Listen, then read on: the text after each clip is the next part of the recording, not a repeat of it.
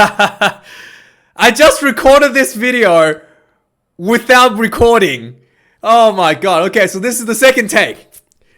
Super Rugby Trans-Tasman Round 4. Finally, we're getting close to the end. Brumbies versus the Hurricanes at home. Okay? Now, both teams have played extremely well. The defense were really up there. And this did feel like a test match to some extent. And and both teams, I think what my issue did too many kicks where it didn't really result in anything but giving the ball away to the opposition. Both teams made that mistake, like too many of those kicks this game. And also the Hurricanes squandered about 4 opportunities in the second half to win the game. A lot of very close calls, very, very close calls that cost the Hurricanes the game. And also the Hurricanes really did not utilize their backline as well as they have been in the last few matches. They have like one of the most stacked backline in Super Rugby, right? They have Geordie Barrett at fullback, Geordie the Freak Barrett. They have Lumape in center, and they have Julian Savea at wing, and they just didn't able to utilize them as well as they could. So I was looking at the stats in this game. There were some interesting stats that came out. The stats were pretty even overall. 379 run meters to the Brumbies and then for the Hurricanes it is 334, pretty close. 28 defenders beaten for the Brumbies, 30 defenders beaten for the Hurricanes. And the one thing that kind of hurt the Brumbies, and which, is that the turnovers. The Brumbies conceded 18 turnovers, and the Hurricanes only conceded 9. And that almost cost Brumbies the game, I would say. They were very lucky to get away with that win in that game. But I'm happy. Finally, another Australian team has won. The Hurricanes is my away New Zealand team. But yeah, just a little bit short. I'm really surprised the Hurricanes didn't utilize the backline as well as they should have. But yeah, anyway. So right from the kickoff, let's get the game started. Right from the kickoff, the Hurricanes were in the front foot. Okay, they were the Julian Savea got the ball around twice in the first 60 seconds, and he just looked devastating. He just carved up the defense again and again and again. Both times he got the ball, he managed to run 10 meters over the advantage line. He just looked very, very devastating. Eventually, the Hurricanes actually got pretty close to the Brumbies try line. They got a penalty, so the Hurricanes opted for a line out. 5 meter line out, attacking a line out. Just about a minute or two into the first half, right? And Dan Coles botches the throw. Brumbies gets the ball and gets out of jail. Very, very disappointing. Poor execution for the Hurricanes. Especially for a player in the caliber of Dan Coles, an All Blacks player, a long-time All Blacks player, a core All Blacks player. Maybe he's not going to be a core player for the All Blacks this year, but he was quite a very impressive player. That should not have happened. So Hurricanes squanders the first opportunity to score a try just a few minutes into the first half. And the Brumbies gets the opportunity to attack about 10 minutes into the game, okay? And so the Brumbies start applying pressure. Eventually, Hurricanes gets the ball back. And then I think they made a mistake here in the first half. They were around 22 minutes out from their own try line, the Hurricanes, and they decided to run the ball out from the inside their own 22. It's almost like the Hurricanes underestimated the Brumbies and felt like they must be playing. Felt like they were playing against the Waratahs or something, because when they were playing against the Waratahs, they just run the ball and the Tars just can't really poor defense, and they seem to be able to just get over the advantage quite easily. But the Brumbies weren't gonna let you get away with that. They turned the ball over, the Brumbies, just outside the Hurricanes 22, which led to the Brumbies being able to get into attack. Noss Lonergan runs the ball like beautiful, like crashes the ball with these beautiful lines that he ran a couple times, and he gets over the advantage line, kept his leg driving, and like he gets really, really, really close with his second run. He gets tackled just outside the try line on the Hurricanes, like inches away. He played really, really good this game, Lonergan. And the ball comes out the back of the ruck. Ryan Lonergan sees a tiny bit of gap in the defense around the ruck. He takes the ball up and darts it down on the try line. And that was a try for the Brumbies. First time the Brumbies attacks, they scored. And Lolesio converts 7 points to 0 for the Brumbies. Looking pretty good. Well executed for the Brumbies. Now the Hurricanes are like have a warning against them. They need to, the Brumbies is not the Waratahs. You can't just try to run the ball out of your own 22. So anyway, the Hurricanes were able to get themselves back into attacking position around 5 minutes later. And they were again got a penalty from the Brumbies at the breakdown. And the Hurricanes kicks the ball out into the 5 meter line and for another 5 meter line out. Exactly the same spot as the first one they botched. And this time, Dan Cole threw the ball in. They managed to get the ball down, sets it up for a maul. And the maul goes forward a little bit. And he quickly spun. Like, they rolled the maul spun. And Dan Cole just managed to roll, was at the back with the ball. And he gets himself in front of in front of the maul as the maul spun. And he peels off. Quick two steps. Kept the legs pumping. Good low body position. Dives over for the first try for the Hurricanes. And Dan Coles redeems himself. And that was a really, really well executed set piece for the Hurricanes. And at this point, suddenly both teams have scored a try back to back. And you're thinking, is this going to be another basketball game where both teams just decide to not make tackles? But no, that's not the case. Both teams decided to play safe and decided to play tight going forward from here onwards. And yeah, and you can see it. Like, both teams were really, really, conservative in their attack, and they're not able to link up with the offloads in the passes when they do make a little break. So both teams were just jockeying for position back and forward, just colliding into each other. I think Adi Savir was the number 8 for the Hurricanes, and what's his name? Yeah, Rob Valentini is the big number 6. I think he might be playing number 8 for this game as well. I think he's actually playing number 8 in the number 8 position. But Rob Valentini, the big guy, both Adi and Rob Valentini have the same haircut. They look like just brothers, and they're just colliding into each other again and again and again. Just two giants, just looking just pounding each other the whole game. It was absolutely super, super intense and entertaining to watch. Eventually, another 10 minutes later, at 22 minutes, there was a very unlucky yellow card for Duplessis Karifi. He goes in for a tackle on Darcy Swain, and shoulder hit Swain on the head. Luckily, Swain was dropping his body high, so that's a mitigating factor. And Karifi only gets a yellow card. Could have been a red. Darcy Swain actually failed the concussion test, so he wasn't able to come back onto the field after that.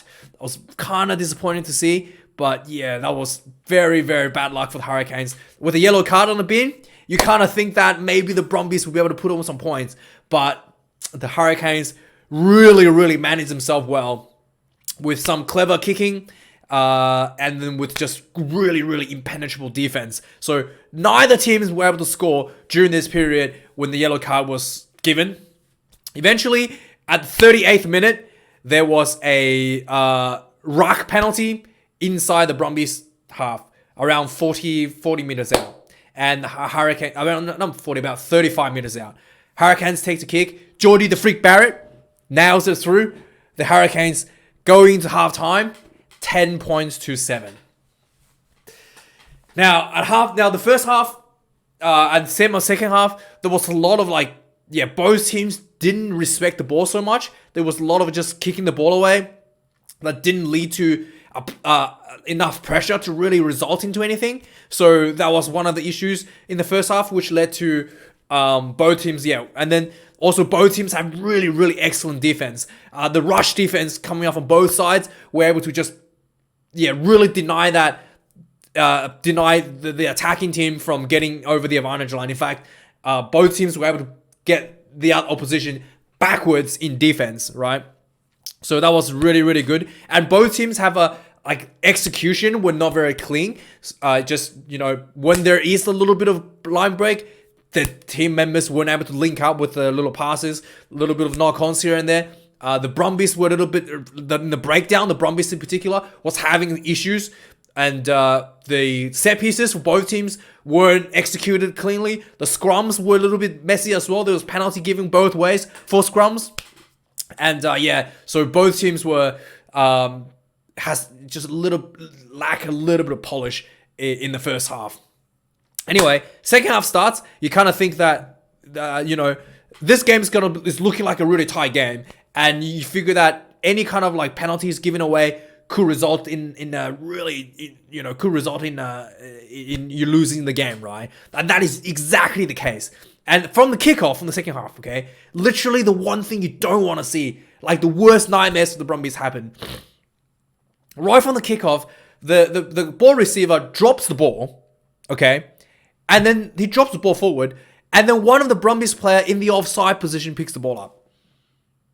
Full-on penalty, 22 meters out in the 15 meters from the sideline. 15 meters in from the sideline, 22 meters out. A very, very kickable penalty. So the Hurricanes goes, yep, we'll take the penalty. And Jordie Barrett misses the kick. This was probably the easiest kick the easiest one that he missed. This is definitely kickable. This is not a difficult kick at all. So he misses this one. His kicking radar is definitely off. 50 minutes in, there was, again, the Brumbies, I have it here, finally were able to make a crack into the Hurricanes half. Kongzu made a really nice line break. He cracks the Hurricanes defense and just bolts down about 40 meters down the field. He gets tackled about 30 meters out from the Hurricanes line. And, at this point, the Hurricanes defense was scrambling back. All you need is quick ball and keep building pressure, right? The Brumbies gets the ball out. They do a crossfield kick. 30 meters out from the Hurricanes try line. A crossfield kick. Goes straight out. To nobody. And squanders the opportunity. The Hurricanes on the back foot. You could apply some pressure. Either get a penalty out of it or potentially score a try out of it. Yeah, you get a penalty out of it because of for offside. And then potentially build that into something else, either a 3-point or a try. But nah, get the ball out. Randomly kicks the crossfield kick. I was furious when I saw this. I was slamming my head on the table. Not on the table, but I was slamming my head with my hand when I saw this. This was absolutely piss poor. Piss poor execution, decision making. Awful. It was so bad. If the Brumbies lost because of that, I was pretty I was swearing at the TV when I saw that, actually. And the 15th minute, the Brumbies started to bring on their reserves. And on the bench, the Brumbies has a lot of the key players on the bench. They had Nick White coming back from injury. So 50 minute, Nick White comes on. And also Faenga comes on at the hooker position. And Nick White, he is actually one of those players that can create opportunities out of nothing. He does little things around the breakdown that just opens up opportunities for the team. And as soon as he got on the field, he showed exactly why he's so good. There was a breakdown. There was a little breakdown around 40 meters out from the Hurricanes try line, right? So just inside the Hurricanes half. Nick White gets the ball. He looks at the open side, all right, and then he darts to the blind side. So there was a short blind side and a big wide open side, all right? He darts to the blind side. So all the Hurricanes play at the breakdown just went, oh, Nick White's making a move for the blind side. Let's quickly cover him. So they all drifted out to try to cover Nick White. And Nick White, as he sees the defender drifting out, just a little inside pass to Ikitao. Ikitao just ran this beautiful line around the ruck, just crashes straight through. One of the defenders came up to try to tackle him. He just stiffs on him, emphatically pumps him off. Another defender will try to tackle him low. He shrugs that off, just struts in 40 meters around that, goes straight in for a try. It was magnificent run, absolutely magnificent run from him. And then he gets the try in, second try for the Brumbies, and boy, that was good. Suddenly the Brumbies are back in front, 12 points to 10. And then something really baffling happened here, right? Lola Seal is still on the field, and for some reason, Nick White decides to take over the kicking for this conversion for this try. And I don't really remember Nick White kicking for conversions ever. Maybe there was one last year, I remember from memory. I genuinely can't tell you. Nick White, when was the last time I saw Nick White kick a conversion? And Nick White takes over the kicking. Maybe because it was I don't know why. Nick White takes a kick and he missed. And this was really, really important because if he had got the conversion, then Hurricanes had to score a try to get in front. Whereas the fact that he missed means the Hurricanes just need a penalty kick to get in front. And Lolosio, for some reason, maybe he's hurt, did not take the kick. And Lolosio has been pretty good for his kicks. And he has, and that's a position that he's definitely able to kick a conversion for. So yeah, that was really weird, and it wasn't a hard kick as well. It was not like right in the try was not like right on the sideline. It was fair bit in field. So yeah, really really dumb for some reason. But 51 minutes, Brumbies 12 points to 10. Okay, now the Hurricanes squanders another opportunity. Straight after this, around 56th minute. So around 5 minutes later, the Hurricanes had actually got a penalty in the kicking range. This was just inside the Brumbies 50. So around 45 meters kick for Jordie Barrett. This is easily kickable for Jordie Barrett. And Hurricanes goes, nah, we're going to go for the try. So they punt the ball. I think it was probably closer than that. It was probably inside the 40. There was a very kickable kick here. They kicked the ball out. I thought for sure they're going to take the 3. So they kicked the ball out for a line out. The line out comes in. They set up a maul. And the Brumbies pushes the maul out. And gets himself out of jail. The Hurricanes squandered that really badly. That was a really poorly executed line out. Probably should have taken the 3 in hindsight. But yeah. But anyway, there was another back and forward, and for the next about 10 minutes, it was almost like watching two giant boulders like crashing into each other again and again and again to see which one would crack first. And eventually, it looked like Brumbies cracked. It looked like the Hurricanes finally cracked the Brumbies at 72 minutes on the clock. The Hurricanes goes over for seemingly a try, okay? So let's just backtrack a little bit on how this happened. So Hurricanes would lift, literally you can feel it, the Hurricanes lifting up their intensity. They were building pressure on the Brumbies.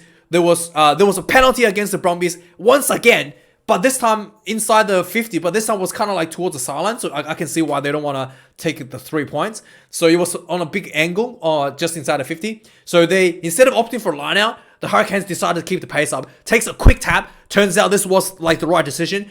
Really pinged the Brumbies in the back foot. They ran the ball in the open side, and then they spun it back on the blind side, and they exhausted the blind side again, and then they ran the open side again. And then this time, I think it was Billy Proctor. He ran in a really nice angle, and he just crashes straight through the Brumbies defense. And he strides in for a try.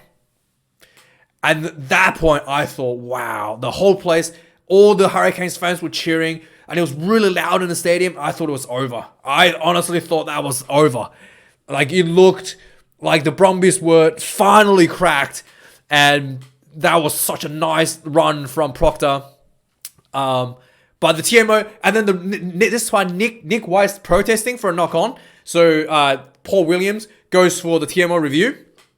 And so there was at one point during the phases, the ball goes to Adi Savia, right? Imagine this. Let me try and explain this. The ball goes to Adi Savia, and the ball's kind of like a low pass. And he kind of like the ball's kind of like falling to the ground as he got to Adi Savia. So Adi Savia kind of reaches down to try to get the ball.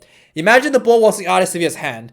Instead of just like scoop the ball up, the ball kind of was like on Adi Savia's hand and it's traveled downwards.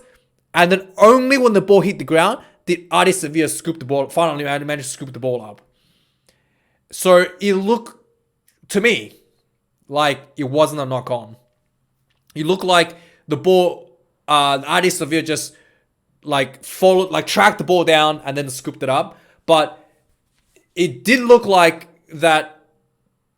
Yeah, it did look like it's really, really minor if there was a knock on. Like the ball, it did look like the ball traveled a tiny bit faster than his hand on the way down. So it did look like he had lost control of the ball a tiny, tiny bit. But yeah, I thought the referee's Paul Williams. I thought for sure he would have given it. The commentators say that was not a knock on. Looked to me like it wasn't a knock on because he just looked like the ball was traveling downwards. It didn't look like Hardy had control of the ball anyway. He was kind of just like tracking the ball with his hand. And then as the ball hit the ground, Hardy scooped it up. That's what it looked like to me. But the referee said that as the ball touched his hand on the way down, so there was a knock on. I thought for sure he was going to give it a try. But no. So lucky the Brumbies got out of jail for that 72nd minute.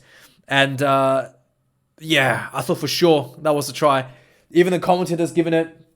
But anyway, so both teams for the last 10 minutes and the last 8 minutes actually really, really played it tight. They really tried to just keep the ball around the 50-meter line, really jockeying for position, not to give away the penalty for the kicks. However, eventually the Brumbies cracked again. 78th minute, Brumbies gave away the penalty on the halfway point for, I think it was an offside. I think there was a high ball from Hurricanes, and then there was an offside on obstruction. I'm not exactly sure, but there was like a high ball that landed on a halfway point, and then there might be I think it was an obstruction. One of the Brumbies players might have blocked the Hurricane player from catching the high ball. But anyway, there was a penalty right on the halfway, just inside the halfway point, like around 48 meters. And the Geordie Barrett decides to take a kick. And then you're like, 2 minutes left. If he gets this one, Hurricanes will be in front. Might have time for Brumbies to come back. The Geordie Barrett takes a kick. And he strikes it. And it looked like it was beautiful strike. Just nice. Like the sound was good. The ball looked like it was going straight. But he just scraped past the post to the left. Very close. That kick, Geordie Barrett probably will get like 70-80% of the time. But yeah, this happens to be that 20% where he does miss. So very unlucky for the Hurricanes. They missed the kick. So the Brumbies gets the ball. And now there's only about a minute left. Just over a minute and 20 seconds. Minute 10 seconds left on the clock. So Brumbies has to do a 22-minute dropout. So Brumbies does the dropout. And the dropout gets charged down by the Hurricanes, and they kind of like turned out good for the Brumbies because they're able to like recover the ball from the charge down. So then the Brumbies gets the ball back just outside their own 22. Okay, so now there's a minute left, and you're thinking the Brumbies just have to run the clock down and kick the ball down to win the game, and just retain position and run the ball down. So the Brumbies just start setting up these pods to crash the ball in, crash it in, recycle the ball. Crash it in, recycle the ball. Look like textbook stuff. 60 seconds left. Almost there. Crash the ball again. There was 10 seconds left. 10 seconds left on the clock. The Brumbies crashes the ball in. And the referee, Paul Williams, blows his whistle. I think it wasn't Paul Williams. I thought it was Murph. Yeah, is it? I thought it was Murph. I thought it was Murphy or something. I don't remember. Was it Paul Williams, the referee? I thought it was Damien Murphy. I thought it was Damien Murphy was referee. Hang on. I thought it was Damien Murphy was referee, not Paul Williams.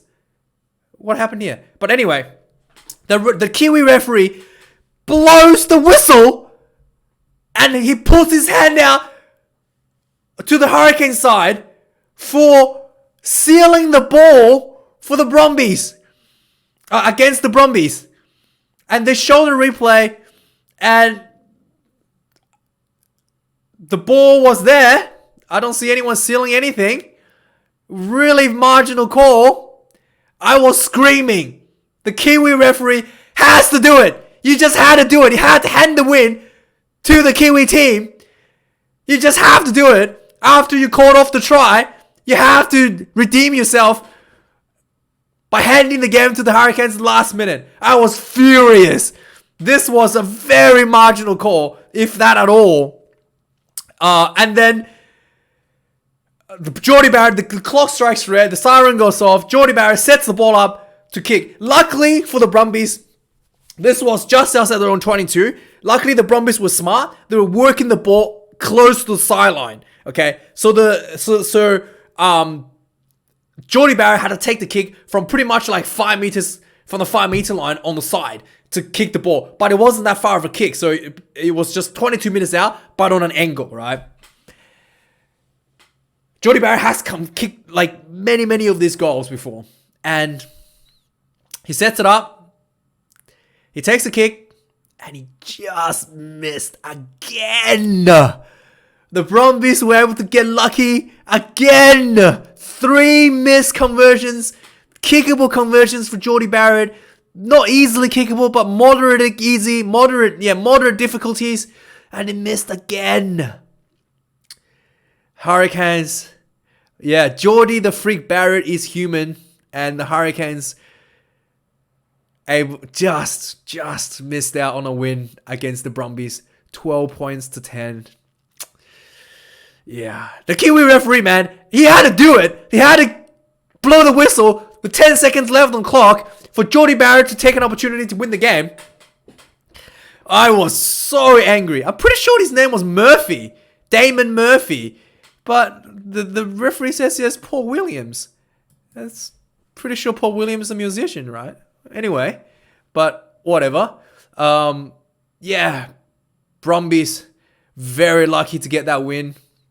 That was a titanic contest between two teams. Very high level. Both teams were putting a lot of pressure on each other. A lot of, very tough men. Yeah, this is good. This is just two teams grinding on each other to see who would crack first. And it looked like the Brumbies had it cracked, but the Hurricanes just that little bit off to get the win. Very disappointing. But yeah, anyway, that was good. Thanks for watching this video, guys. There was one more game tomorrow with the Rebels. And I'll see you guys tomorrow. Thanks.